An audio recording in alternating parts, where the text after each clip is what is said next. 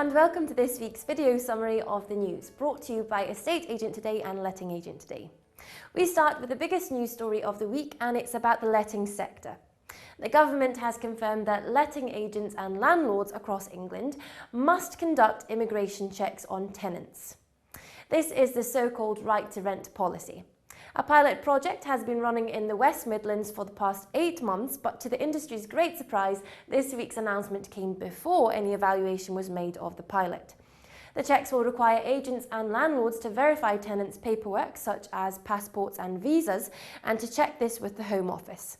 Failure to do so, or a failure to evict a tenant found not to have valid paperwork, may mean a £5,000 fine, or if this happens several times, a possible prison sentence for the agent or landlord. This measure will be debated in Parliament in the autumn as part of the government's immigration bill, and there's sure to be heated arguments for and against.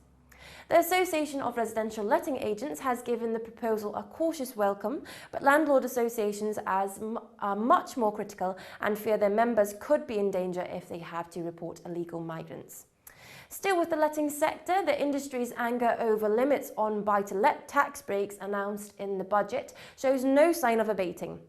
There's a report from Moody's credit rating agency suggesting that there will be fewer homes purchased for the rest of this year because landlords are deterred by the tax changes. And there's been an online petition against the tax changes started by a London landlord. And as a reminder, the tax changes in question mean that tax relief on interest payments on buy-to-let mortgages will be restricted to 20%, the basic rate of tax, even if the individual landlord is liable for the higher 40 or 45% income tax. Now let's look at this week's news in the world of property portals, where the intense rivalry continues between Rightmove, Zoopla and On The Market. The newest of those three, On The Market, which is just 6 months old, this week reported that it had 5.2 million visits in July. It claims that it took 3 years for Zoopla to achieve this level. On The Market also said its ultimate aim remains to overtake Rightmove and become the UK's most visited portal.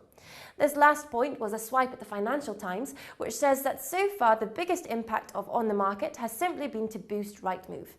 This portal debate will intensify next week when Zoopla reports its latest figures on visits, agent member and financial results. In the sales market, there have been mixed messages this week. The authors of the Nationwide House Price Index say they've spotted the first signs of housing market stability in many months.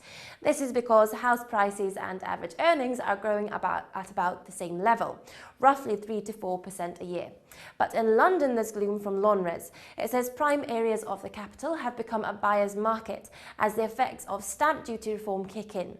While most buyers will pay less than before, high-end buyers paying over £900,000 for a home may pay more stamp duty. And talking of stamp duty, a survey by the Nationwide suggests that the reform has changed the way that estate agents price homes for sale.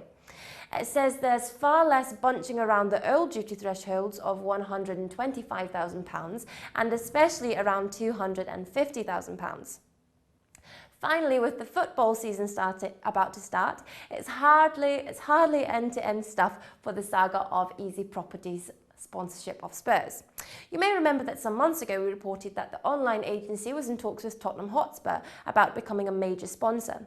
This would include being called an official partner, having advertisement around the pitch and buying hospitality at the matches. Well, with the season now kicking off, we've been told that the talks are still going on. If the sponsorship deal actually happens, it will be a major result for the agency, which will receive global publicity. But if it doesn't happen after months of discussion, it could end up being a publicity own goal. So that's it for this week. Thanks so much for watching our video. We'll be back again next week.